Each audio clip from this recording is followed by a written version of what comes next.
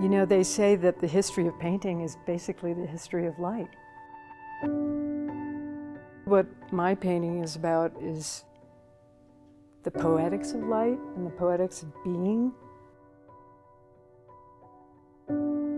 The whole concept of alchemy, particularly in painting, has to do with not only the transformation of spirit, but the transformation of materials.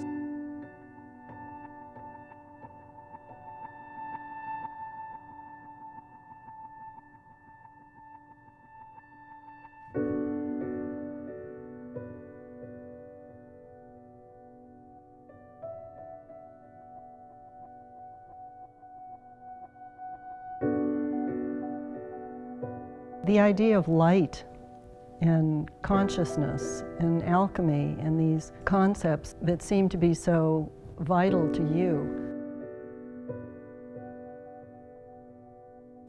that would make you an alchemist. I was struck by the sympathetic way you talk about your work and you talk about light, that it's so Jungian. I'm not concerned with representation so much as I am in moments of being and how those get translated into imagery. Your relationship to your art, it definitely involves being outside in nature, the direct experience of nature upon you.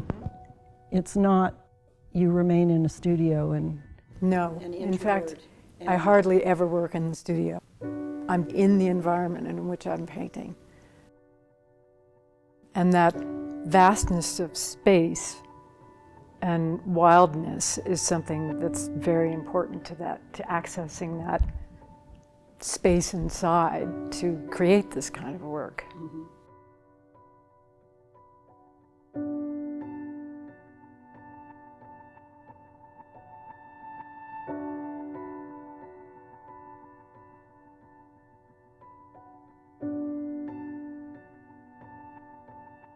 So many of your paintings have this kind of gorgeous, luscious blue. Mm-hmm. That's from the water. Mm-hmm.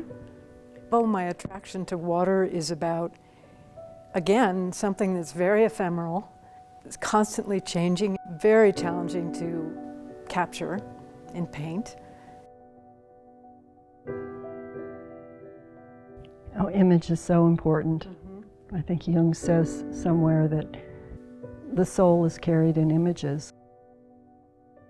It's taking what you see and it's running it through your own internal psychic sensibility.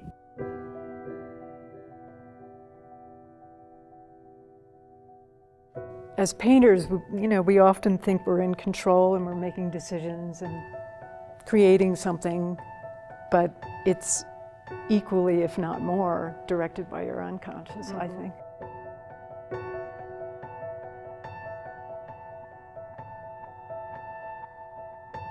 I was also wondering if somehow there's kind of a collective affinity for you, much like your grandmother, Mary Mellon, who was attracted to Jung. You have the most remarkable and priceless collection of books published by the Bollingen Foundation. It's been an important part of my development as an artist, for sure.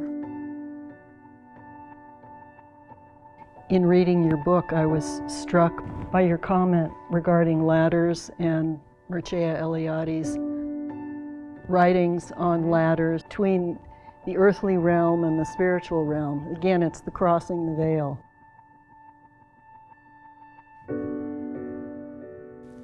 I was exploring the concept of ladders and axis mundi, the evolution of the soul and development of a human's trajectory through life.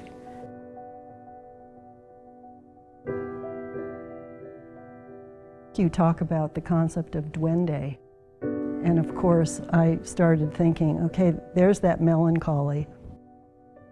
I was trying to access that place about passion and darkness and, you know, the internal struggle of the artist. Where you're right on the edge.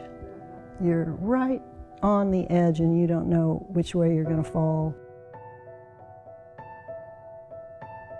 When you work in abstraction, there's a lot of risk involved, and it's essentially a process of reduction and destruction, and you are dealing directly sort of on that spirit level with the struggle of creating an image. Being a visual person, it's really quite challenging for me to try to put into words what happens when I create these images. Many of them are meditations. You know, a sense of calm and almost silence, which I think is so important in today's world. Seeing your paintings, it's just, you just feel like you can take a deep breath and just relax. It's such a relief.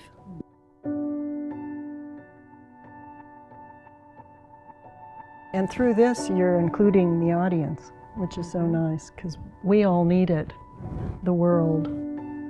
We all need this. And so I thank you.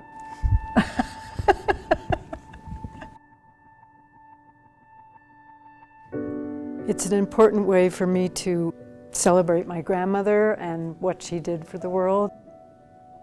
Pay homage to that period of history.